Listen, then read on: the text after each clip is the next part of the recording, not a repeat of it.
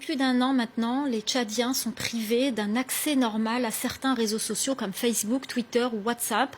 Le gouvernement affirme que c'est pour lutter contre le terrorisme, mais les Tchadiens, qu'ils soient étudiants ou entrepreneurs, critiquent vivement cette décision qui empoisonne leur vie. Nicolas Germain.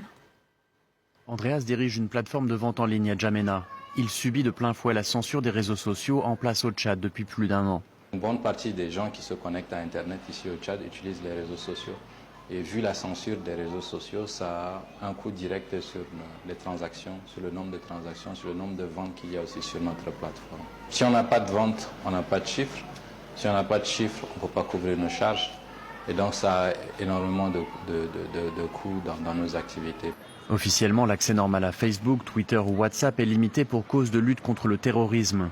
Les ONG des droits de l'homme, elles, notent que le blocage est apparu pile au moment où un mouvement de contestation s'élevait l'an dernier contre un changement de la Constitution. Un amendement qui a renforcé les pouvoirs du président Idriss Déby, qui dirige le pays depuis près de 30 ans.